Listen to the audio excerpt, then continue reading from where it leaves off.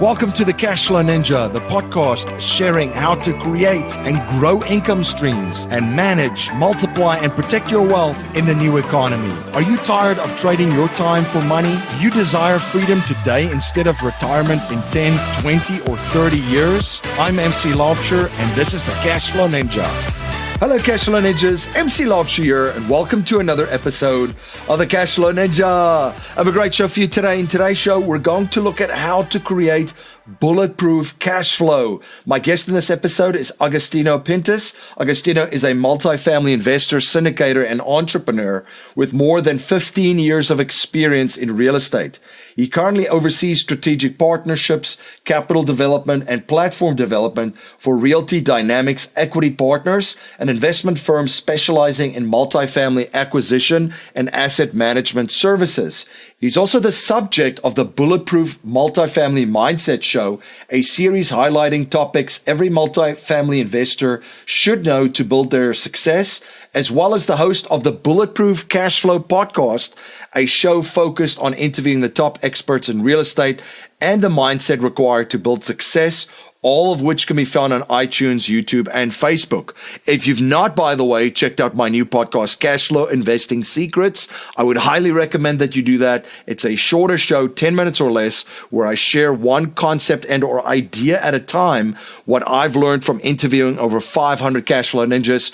You could check out the show on your favorite podcast, video, and live streaming platform. We also have an investment group and community for accredited investors. If you're interested to join the group, please visit cashflowninjainvestorsnetwork.com, and you can also stay informed of everything happening around and inside Cashflow Ninja by joining our Facebook group. Just go to Facebook and type in Cashflow Ninja Community and you'll find the group. My friend Brian Page has created a cash flow machine generating over $100,000 in 6 months without owning any real estate. His system consists out of renting properties from property owners and renting them out on Airbnb. His system is so simplistic, it can be managed by virtual assistants and yet so effective and powerful that it predictably generates cash flow every month. Brian and I are hosting a webinar where he shares his system and how it generated over $100,000 in 6 months for him personally. You can access this life-changing webinar at cashflowninja.com/BNB. This is one of the greatest cash flow opportunities I've seen since I've started my podcast. Again, the URL is cashflowninja.com/BNB. Agostino, welcome to the show. Hey, thanks, man. Thanks for allowing me to come on. Greatly appreciate it. Yeah, so awesome to see you again. Had a lot of fun meeting you and chatting with you at a conference that we were at, a workshop. It was a lot of fun. For my listeners that's not familiar with you and what you do, can you please share a little bit about your background and journey with them? Absolutely. So my name is Agostino Pintus. I am the host of Bulletproof Cashflow, and we're also part of a group that does deal syndications, right? Realty Dynamics. And, I was the young kid that really wanted to be an entrepreneur my entire life, right? At 9 years old, I started writing code, and I knew that, this is going to be my way to start my own company. I'm going to be a developer. I'm going to work in IT, and I'm going to just be the best developer and technologist I could possibly be. And that's what I really aimed for. But instead of following the entrepreneurial route, I ended up going to corporate America. And because of that drive and ambition I had as a kid, I was able to rise to the ranks fairly quickly. By the time I was like 27, 28 years old, I was already leading very large IT teams. And by 2006, I'm a CIO. I'm running some large IT group, like global IT, and helped take a company public. Some really good success in my early 30s doing all that. And I'm thinking everything's going great. I got the nice car. I got the houses. I got multiple cars. I had a little portfolio that I started building of real estate.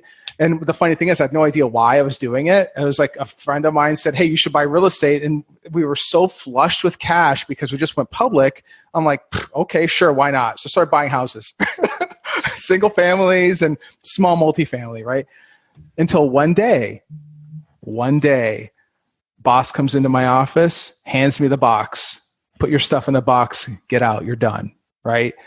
And it was at that point that I felt like an absolute failure. It's one of those things that I really worked so hard to help make this company be the leader in the industry, and they still are today. And I'd worked so hard to do that. And I had a lot of emotionally invested in this business, and it felt kind of like a kick in the stomach to suddenly say, all right, get out. You have no bearing here whatsoever. Get lost, So from there, though, kicked off the 10 dark years is what I call it. And in those 10 dark years, I'm scrambling to try to find a job. I'm jumping from job to job to job. Either I'm landing at companies that totally suck, which is plenty of those out there. Yeah. I'm either doing that, or I am, trying to find these short-term gigs. I'm sending out 500 resumes a week.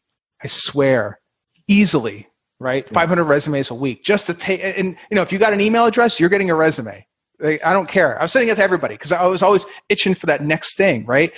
I lost my entrepreneurial way, but it wasn't until I heard about this deal syndication model back in 2016. It wasn't even that long ago. And a friend of mine who's a real estate attorney told me about it. And I'm like, raising money, pooling money from other people, going out to buy these multifamily assets, and why the banks like these assets and why investors like these assets, all the tax benefits, all of the gains that you get from it. It made total sense to me. So I decided, you know what? I'm going to stop the madness and focus on that. That's what I'm going to be doing from now on. And part of it was I had to make that decision to really decide that I was going to actually do something, right? And I think, and that's part of the problems that I had before in those 10 dark years, was that there's no decisions being made. I was like lost in a stream of consciousness, so to speak, right? Mm-hmm. But once I decided, then I committed to that decision. Now I see the success, right? And it's just been a euphoric ride, getting from a point where I'm scrambling to find a job, or sitting at a Starbucks for 9-10 hours a day, sending out resumes, worried about, oh my God, I need a job. Otherwise I feel useless. And that's how most people are, right? That's how we're trained. We're trained that if you don't have a 40-hour job, you're a useless person. And that's totally not the case at all. There's something to say about living life on your own terms and living life the way you want to live your life. And that's what I do now. And I'll tell you what, it's nothing short of amazing, man. Just love it. Love it. Yeah, I think we all can relate. I mean, I can relate to that too, when there are parts, if I look back, where I wasn't living intentionally enough, right? You kind of like, and when you said that, I'm like, man, I went through that too, where you get clobbered a couple of times. But that's what it took, right? That's what it took. Yeah. It took getting punched in the head. But I guess, and you know what though? I think that what really hit home though is that with these guys, this company specifically, I remember, early on and when I started with the company, they would often comment, oh yeah, we made a huge upgrade when we got rid of the last guy, and what a great job I was doing for them. And I helped change the way they do business. That's my influence on this publicly traded company. It was a big deal, right? From that to now you're out the door. It makes again, going with the flow, right? That's what I did. It was my fault for leaving my future in the hands of these people that didn't really care about anything but themselves, right? I'm not angry. It helped me out. You know what? I would not trade it for anything on this planet. I wouldn't do it. It's awesome now.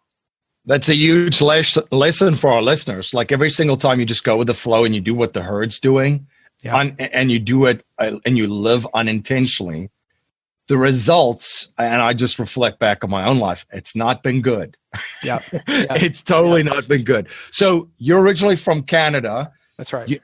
Is that where you started with the real estate, or was that when you came to the U.S. that you dabbled in the real estate? Yeah. So no, I started. It's funny. I grew up in a duplex. Right. My parents owned a duplex, and we rented out the back to other people with the intent of raising money. So see, I never really thought about this until now. So I've been a multifamily pioneer. That's right. Not really, though. Not really. But I had no idea about the concept. It didn't really click. It didn't really click. But it didn't really start until very, very late. I was living in Canada, went to school in the States. I put myself through school. I did my undergrad, 2 master's degrees, all on my own. I financed everything with credit cards and working 2 jobs to pay them off a semester at a time. So I'm not afraid to work hard. I was used to doing it that way, like basically working 2 jobs to pay for the previous semester and just charge up the cards all over again. That's how I basically financed my way through school, right? Yep. So, but it wasn't really, like I said, until I started, by the time I rose to the ranks and became a CIO with this company, that I realized, like, there's this whole real estate thing. I get cash flow from it. And I thought about this. I'm like, if I'm able to get enough houses, I can protect myself in case things go sideways at this business. Yeah. Now, like I said, at the time, everything was going swimmingly. I was getting paid. I had the fancy cars. I had the big house. So everything was fine. But I was scared. I was scared to death that something was going to happen. Because up until that point, there's always, even though I was I've rose to the ranks, I've watched other people just get gone. You're just gone the next day, here one day, gone the next. That's how corporate America works. Again, I'm not angry with it. That's just how it is. Yeah. And it can happen to anybody. And I knew that it could happen to me. And that's exactly what happened. My problem was I was unable to buy fast enough to get me through the recession, which is roughly when things started going sideways for me. It was in 2008. Yep. Right. So right when 2008 hit, it was really, really bad for me. So that didn't help either, but that's a whole other story. Yeah. And that's when the syndications kind of come into play too, where you can leverage resources and form a team to kind of scale up. Just to touch on some of the lessons that you learned from the last downturn, what are some of the things that you're cognizant of now that you learned during that time and taken with you? Yeah, buy for cash flow. There's a reason why we call our show Bulletproof Cash Flow, and that's because we don't buy an appreciation. We don't buy speculation of anything. We don't do like this Bitcoin stuff. I get people hitting me up all the time to do Bitcoin. I'm not sure why, but it's all based on speculation, right? Yeah. I'm hearing about guys that are coming into my market here in Cleveland, and they're paying $60,000, $70,000 a door when average rents are $500 a month. Here, newsflash, guys, it won't get. There's no way to support that. Yeah. There's no way that $500 a month will support $70,000 a door. People are paying it, right? It's dangerous, very, very dangerous, right? We don't buy that way. We buy value add stuff. It's all we've ever done. People are buying. There are people that are buying in this market and other markets too. They're buying all in appreciation. That's a huge lesson. I think that's where people got clobbered in 2008. Was they kept thinking that this thing's going to keep on going up and up and up and up, and eventually it will stop. It's going to stop. That's probably the biggest lesson that I can tell the listeners about, is that it has to cash flow no matter what. And that's again why I like this market. When Ohio took a hit back in 2008, the rents went down just a little bit. The values went down just a little bit. It isn't like in, say, Chicago, where something was once $100K, now it's divided in half. Now it's 50 for the same thing, right? It didn't go down that way here. It might have went down, the cost per door might have went down $5,000, $2,000, something like that. Mm-hmm. And your rents might go down the same amount anyway. Yeah. Right? So, and you're still making money. You're still covering the note. Maybe your return isn't as rich, but you know what? You're able to hold on to the asset, and you're able to pay back your investors and keep everybody happy. Even in the mad downturn that was 2008, which is absolutely terrible. But that's probably the biggest lesson, is always buy for value. Don't be stupid about buying stuff just to get into something. It's just ridiculous. Yep. Absolutely. And of course, yeah, and cash flow. So you're in the syndication business primarily in the Cleveland market there, right? Yeah. What are some of the things that is attractive about that market? What are some of the things that you can share just with our listeners that's not familiar with Ohio and with Cleveland, besides the Browns and let LeBron James played for the Cavaliers there, right? That's right. You know, it's funny because Cleveland is still somewhat of a secret, right? It's so like I just touched on a bit ago, you know, in that last recession, Cleveland held its own, right? Many of these Midwest cities, they do just that. Yeah. But one of the biggest things that investors want to, you know, one of the reasons why they go into a city is for jobs, right? They want to make sure there's plenty of employment, because where there's employment, there's activity. Where there's activity, there's money, right? Yep. You go downtown right now, and I think we were talking in the green room, and we were talking about how you came in for a family event. There's not really a whole lot going on. I was actually talking to a friend of mine. A couple friends. They own a construction company, and they own some very significant buildings downtown. Yeah. 5 years ago, the place was a ghost town. You don't want to walk in the city back then. Now it's thriving. There's people everywhere. It's there's a lot of commerce. Wherever there's commerce, there's density, there's money, there's jobs. That's what it means. Yep. And aside from that, the types of jobs, primarily healthcare. Cleveland Clinic is down there, right? Mm-hmm. As long as there's people, there's going to be a need for health, no matter what, right? So that's, you know, it's very different than some other places where they rely on, say, manufacturing, for instance, right? But in this case, there's plenty of that going on. The Cavaliers are still a winning team. They're still doing very well for themselves. And Dan Gilbert, he believes in them too. That he's so much so that he's actually building some large multifamily projects downtown as well, right? And so are we. So it's one of those things that there's a lot of drive and a lot of jobs going into the city right now. It's just people aren't even aware of it, though. That's the thing. They're right now they're concentrated on North Carolina, South Carolina. They're concentrated on Texas. I think is another big market. A lot of money from the coasts are coming into those places, which is fine. I mean, those are great markets, but one that's still somewhat sleepy and quiet is Cleveland. People aren't even aware of it. And what a like.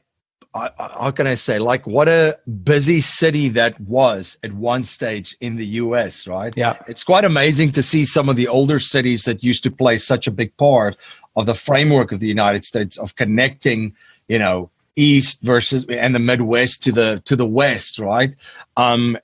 There's obviously a lot of reasons why it kind of changed, but it's great to see that these cities, I mean, you walk around in Cleveland, the buildings are spectacular. Yeah. Some of the stuff that's downtown there. And you could see that there was just so much going on at one stage. So it's really exciting to see that there's a lot of jobs moving back there. And there's a lot of other developments and complementary businesses now opening up because of all the people moving there for the jobs.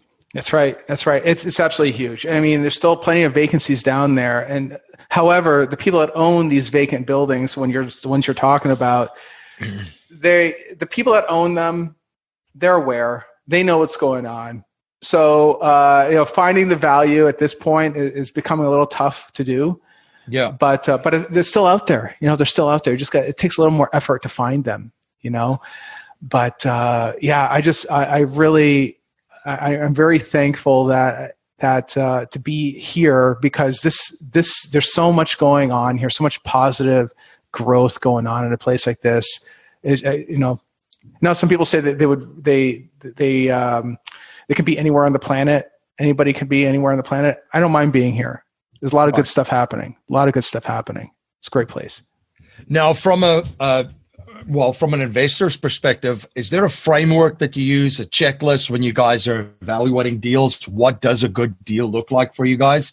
And once you find one, what's your strategy? What is your secret sauce? Yeah, sure. So, I mean, aside from looking for the jobs, looking for crime stats and things like that, you know, the basic demographic which most syndicators are looking for, deal structure can vary depending on the deal, right? So, for instance, a typical deal structure might be like a 70-30 split in favor of the investor. We're targeting a minimum of 10% cash on cash return. That's the minimum. That's what we usually tell investors, but it's between you and me, MC. It's usually a little more, but I can't really say that. But 15% IRRs is the minimum too that we're also targeting. We look to do a refi in somewhere between years 2 and 5. In that refi, we're looking to return at least 60% of the investor's principal with a 10-year hold, right? So it's a plain vanilla, very straightforward type of syndication model. 8% pref, 50-50 split afterwards. That's after the 8% is paid, So it's very simple, no smoke and mirrors, nothing crazy about how we do our setups. It's very, very easy. So, and like I said, in this market right now, to find a nice, decent property, a good Class C that's performing, I don't know, 32, 33 a door, your rent's going to be sitting at anywhere between, 580 to 620 in that neighborhood, for a good working Class C property, it'll be, that thing will perform just fine. Good, strong cash flow. And the good thing is that even when there is an economic slowdown, which people keep saying it's coming, it'll still perform just fine. I mean, we're talking $600 a month in rent. I mean, it's not like it's all that much, right? Yeah. And the way that these people live, it's not a terrible place. It's a fine older building. Right. Looks fine. You wouldn't mind living there, And that's why it's just a great place. It's a great place to do this type of asset class. It just is. You're listening to the Cashflow Ninja, the show helping people all over the world create monthly cash flow and achieve freedom today, not in 10, 20, 30, and or 40 years. This is the show where cash is not king, but cash flow is king. We will be right back after a word from our sponsors.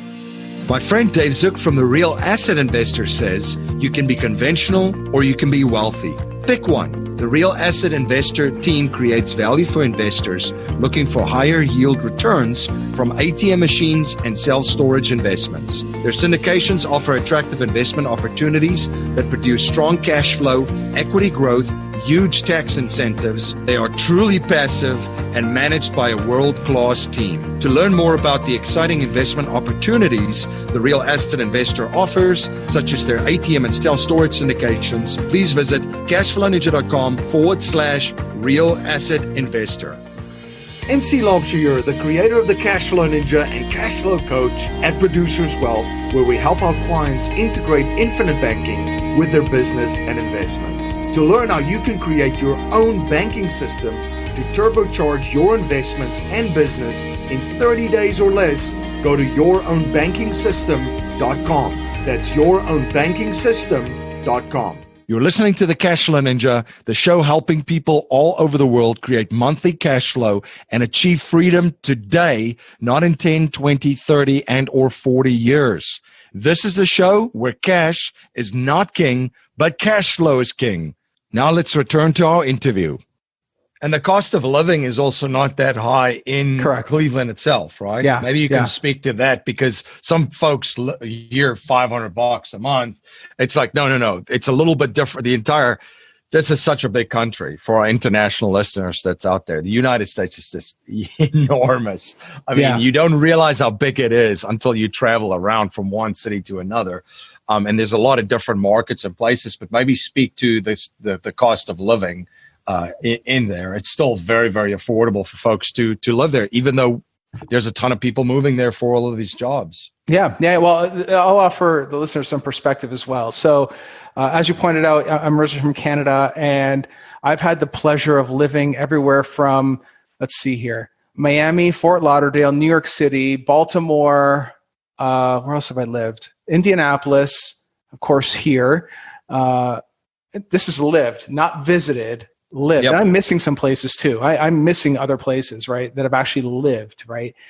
So living in New York, for instance, has its own challenges, right? Aside from the taxation, for instance, in your car, right? In terms of getting all these tags and getting all that, we don't have that here in Ohio. You have to get tags, but that's about it. The cost of living here for food, for clothing, for all those things, again, much lower here to begin with, let alone the taxation rates are much lower here too, right? Compared to other places that I've lived. It's also fairly landlord friendly. I mean, not as landlord friendly as a Texas, but still landlord friendly. Still not bad, Yeah. So, I mean, all that equates to an easier time to do business, right? It's much easier because, again, if it were hard to be a landlord here, then you have to build all those costs into the rent, right? That's the thing. I mean, ultimately, if it's a pain for me to turn these units because the city's putting up a fight every time I want to evict someone for not paying the rent, I got to take all that and build it right back into the rent, right? But because it's so much easier to do business here, I don't have to do all that. Right. And here, there's certain submarkets. Right now, we're only buying in primary and secondary markets. So it's going to be basically Cleveland and Akron. That's where I'm buying right now. Akron is actually even more landlord friendly than Cleveland is. And typically, depending on where you go in Akron, the rents may actually be a little more. So there's a little deal that we bought in a place called Cuyahoga Falls. Beautiful little deal. It's 76 units, paid only $3 million for it. I mean, you can't beat that. You just can't beat it. It's a C-class property in a B-class area. Beautiful deal. Deal. Love it. Love that deal. So, and again, a lot of activity, and it's very easy for me to evict people if I wanted to, and not have to build those costs in. The cost of water, utilities, all that is far less expensive too. It's just less expensive to live here overall compared to a place like New York City or a Florida or even Baltimore for that matter, because I lived there for a short time. In Baltimore, I wouldn't consider like a destination spot. Right. And I also just want to put in perspective, it's so funny that you bring up the car tags and stuff for your car in New York City. So for our international listeners out there, it's like $20 plus just to go from New Jersey through the toll, basically into Manhattan. And then, by the way, you get hit on the way out as well. So you're looking at like 40 plus. I don't even remember what the last time I checked it, but it's like 40 plus bucks just to go in and out of Manhattan. Right. And then you've got to get hit up for parking, which is not cheap by any means or cost affordable. So it's interesting that you brought that up, because I was like, that's one of the big cities that you totally get hit just by bringing a car into the city, right? Right. And then you have the time, because when you're sitting behind the wheel for an hour to get through the tunnel, sometimes an hour to get through the Lincoln Tunnel, that's time that you're losing in terms of productivity. People seem to forget that. That's time that you're never going to get that time back, ever. Right. There's not enough money on this planet that'll buy you back time. Right? None. And you're wasting it in a tunnel, right? And you're losing productivity. So it's like, and when I used to live there, I remember when I took the tunnel for the first time through there, I paid $20. I'm like, oh my God, this is insane, right? And then they get you on the way back. I know it's only $40, but like I said, I mean, that's just one small example. It's death from 10,000 cuts is what it is over there, And hey, listen, I love New York. And there's days I really, really miss it, but you know what? I'm fine being here for the time being. I'll visit. I'm going to visit New York. Is what I'm going to do. And I think like a good lesson here for listeners too is to put yourself in the position of the people that is renting your apartments, right? And think about these little things, and that in the markets that you're in the markets that you look at. You are like very busy. You're flying around to speaking at a lot of events, have had a lot of success. And again, it's nothing comes easy, like you said beforehand too, right? It's not rainbows and unicorns. What are some of the things that are working in your life personally and in business, and why do they work? This is going to sound so cliche, but the daily reading, of applying your time to actually read and take in new information. I think that for many of us, And I was like the same way too, up until several years ago. After college, we put the books down, pencils down, everyone. Yep. Now you're going to go work at this job that you hate for the next 40 years. Yep. Right. That's what, don't read any more books. You might read some crappy, newspaper that feeds your mind with garbage. Yep. The self-development is stopped, right? We stop reading books. We passively listen to podcasts, and I have a podcast too. So it's very different than actively listening and really engaging with what the listeners are saying, what the host is saying, and really absorbing it. I'm saying like applying and gaining new knowledge. That has tremendously changed my life. I cannot stress enough that the study of psychology, of sales, nothing to do with real estate. Yep. I mean, I did study that as well, but understanding the human aspect, coming from a guy that did a lot of IT stuff, and my background is engineering of all things, so it's very like cold and machine-like, so to speak, and reintroducing the human element again. That totally changed my life. That totally changed my life right there, and acquiring new information.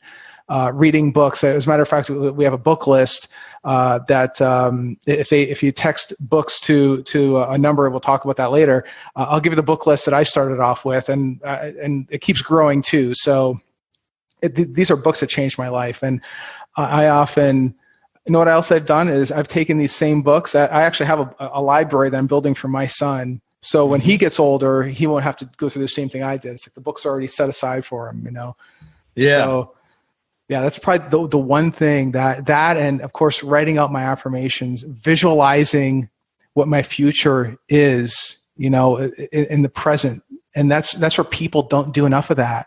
I have a vision board here in my studio right now. I got a vision board right here to my right. And I look at this vision board every single day, and I take it and I put myself in those scenarios. We have the villa in Colombia. We have the nice cars. We have the material aspects. I have my time. Again, you can never get back your time. That's probably the biggest thing that I can stress to all your listeners. We often live like we have an unlimited amount of time, and we don't have time. We're running out. And that's how true wealth is measured, right? In time. Yeah, that's right. Warren Buffett can't buy any more time. That's right.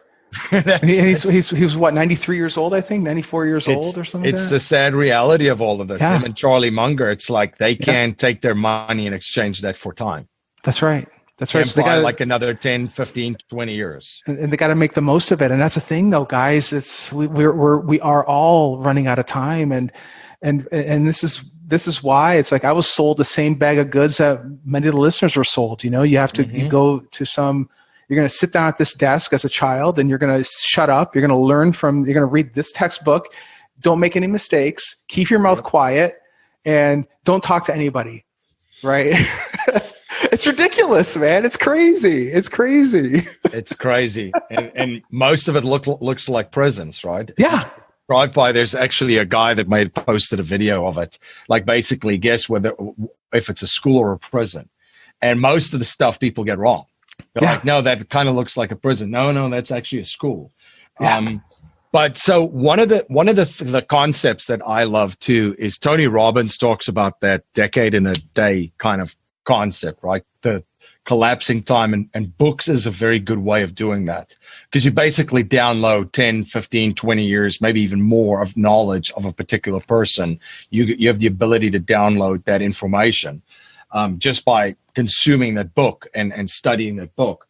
Mentors is another one. So when you got into syndication and you got studying and you were active in real estate networks and meetups and all of that kind of stuff, can you speak to the role of mentorship and the impact that that's had on your journey? Oh yeah, absolutely. So it's funny because when this attorney friend told me about this whole syndication concept, he was not an SEC attorney. He just was aware of it because he's an attorney. It's usually attorneys are aware of other subject matter, and I had to figure it out on my own. So I turned to Sam Zell and Robert Kiyosaki. I chose two mentors and only two mentors. I didn't jump from podcast to podcast, from book to book to book to book. I didn't do any of that stuff. I focused on two guys, and I tried to find as much as I could, or at least until I think I got enough. Then I switched it to two new mentors, right? And at first, it wasn't to learn syndication as much as it was to learn the mindset. The mindset is far more important than the syndication aspect. The syndication is just rules, right? Yeah. You can call your SEC attorney and they'll give you the various options of how you the same way we set up our structure ours. Ours, again, very plain Jane, very vanilla, no secrets, nothing, most of the popular syndicators, they do the same thing we do, right? Nothing crazy. Yeah. That part's easy. The hard part is the mindset. And that's what a good mentor is going to help reinforce. We reinforce that in our program as well. We try to get people to change their vision. I mean, there's one of our students. He is a big shot, high level guy, C-level guy at a very prominent company here in Cleveland. I can't disclose any information because he's the only guy that works at a very, very big company of 10,000 plus employees, right? And he's a C-level guy. Yeah. He's got the money. He's got the smarts. Why am I talking to him, right? It's because he didn't have the mindset. So I helped him get the mindset. I helped him build his confidence. And I was calling on brokers. He just put an offer in a deal just yesterday. His first deal. So we'll see if he gets it or not, right? But he would not have been able to do that without a mentor like me, basically help pushing him along to do that. And the need for mentors is so huge, but they don't have to be an actual person. I mean, and that's where it comes down to what I said earlier is that making that decision and committing to that decision. I committed. So for me, I had no other choice, right? I had to do something because I had the box. I'm done. I'm working for these crappy companies, and now I'm back out in the wilderness. I can either send out resumes for the rest of my life, or I can actually take a stand and do something. And I trained like hell, man. That's how I did it. I just trained. That's how I had to do it. And like I said, I think that the big part of it is that I focused on two mentors. That's it. Just two. Two's the maximum, in my opinion. Learn everything I could, switch to two new ones. Then I think after I did that, then I focused on syndicators, specifically syndicators, right? We have a great podcast. You have a great podcast. I mean, find somebody, anybody. I mean, I go into some of the technical aspects of syndication on ours. Yeah. You don't have to. I mean, you can learn any which way you want. Some people learn from different ways from different people, and some people might not like my podcast, or like your podcast. Super. They don't like the sound of my voice. I don't know, but whatever. Find two. That's all I'm saying. Find two and make a decision and learn as much as you can. Mentors is an amazing way to do it. Absolutely. Now, a core message in our show is to leave our families, communities, and the world better than we found it by passing down a mindset, values, and principles to future generations, not just money. So if you cannot pass on any money to future generations, and we're only allowed to pass on 3 principles to them to build wealth and achieve happiness and success, what would they be? I would say mine are very simple. The first one is just applying some integrity, and by integrity, meaning self-integrity, that you're true to yourself. You're true to, if you make promises to yourself, you keep those promises. And the same thing goes to the people you communicate with on the outside world, outside of your own mind. Yep. Where if you say you're going to call someone back, call them back. Whether it's deliver good news or bad. If you say you're gonna take care of a problem, take care of an issue, take care of that problem, take care of that issue. Make sure you follow up the way you're supposed to follow up. But that integrity is something that is very, very hard to gain and very, very easy to lose. And people see it. That's the social currency that many people totally underestimate. Secondarily, there's the famous president, trust but verify. In our world, yep, and especially in the world of real estate, unfortunately, that integrity that I just mentioned is sometimes hard to come by. So you really have to trust what they're saying, trust what the seller is saying, and trust what people are telling you, but always verify what it is that they're saying too. That's why you perform your diligence. You really you really have to get them to earn your trust, right? The same thing goes not only with just buying a building, same thing goes with your partnerships and with your friends. It's that part is all encompassing. And, I learned early on in my life as a young man that I used to give away my trust very, very easily, as somewhat naive, maybe as a naive Canadian, I don't know, but, people see it and take advantage of it. So you have to just watch it, trust, but verify. And then third, you know what? I would say that for me personally, I want to leave a legacy, right? So it's much different than what most people on your show probably say, is that I want my sons' to know my name, right? To build something that big, you got to work your butt off. You have to, right? And I'm laying out the entire infrastructure to do that. We're doing the YouTube videos, we're doing the podcasts, now we're getting into books, we're getting into other media. And I'm not doing it not only to help other people and help investors know who we are and understand what we're doing. It's a playbook. It's an instruction manual for my son is what it is. I hope that he wants to do this, because this is a lot of fun, but it's an instruction manual. Right. And imagine having your dad tell you how to build this business. How cool would that be? Right. Yep. But the ultimate point of that is to have a vision, to have something that's so big that will keep you motivated. That's what it is, because if your vision and your dreams are too small, it's not going to get you motivated to get out of bed in the morning, and that's the thing. Right now we're motivated just to survive for the most of the 40-hour work week people. You're motivated because if you don't get to work, someone's going to point their finger in your face and fire you. Right? But if you have something that's so big, that is so drastic, that's life-changing, oh yeah, you're going to get out of bed. You're going to keep building, and it's going to be awesome. Absolutely. And that's when I remember you and I connected through that conversation, because we both have the same mindset, as in, even my other show, Cashflow Investing Secrets, is kind of chopping it down in 10 minutes, but it's it's an instruction manual, as you said, right? Yep.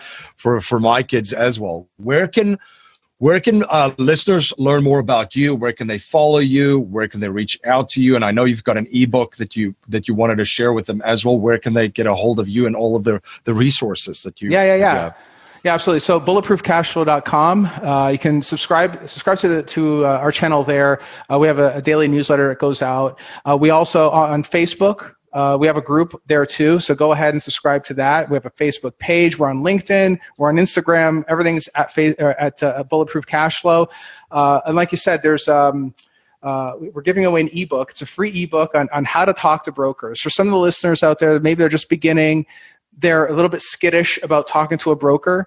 And this is just it's a high level guide and what you can do to help overcome some of those issues and maybe get a phone call back. Yep. So if they text freedom to 216-777-2084, along with your name and email address, then we'll send out this ebook to you. And then the list of books that I mentioned earlier that changed my life anyway, if you text books along with your name and email address, that same phone number, 216-777-2084, we'll go ahead and send you the link for that as well.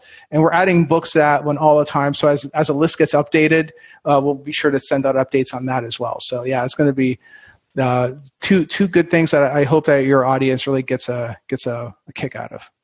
Awesome. Well, thank you so much for sharing those. And thank you so much again for coming on the show and sharing your journey and your knowledge and providing so much value for my listeners.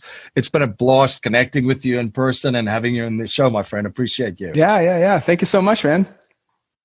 Life settlement investments have allowed financial and banking institutions to not only buy their equity contractually, but also diversify their capital from any economic, market, and geopolitical risk. It's been part of the billion-dollar blueprint followed by institutional investors. And if you're an accredited investor, you can also now participate in this vehicle with enormous growth potential.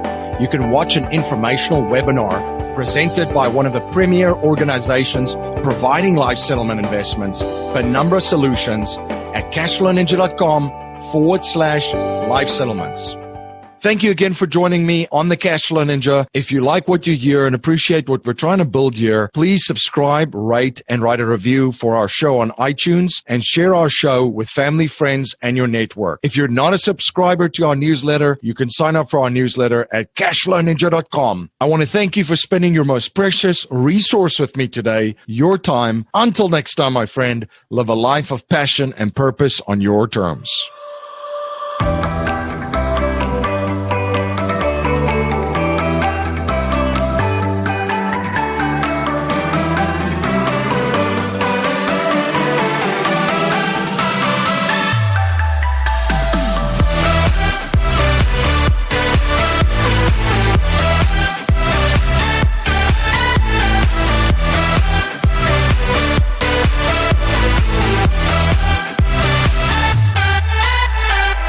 This presentation is for educational and informational purposes only. The information being presented and considered does not consider your particular financial objectives or situation, and it does not make personalized recommendations. This material is not intended to replace the advice of a qualified tax and legal advisor or other qualified professionals, and you should not use the information in place of a customized consultation with a licensed professional regarding your specific personal financial objectives, situation, and needs. We believe the information provided is reliable, but we do not guarantee its accuracy, timeliness, or completeness.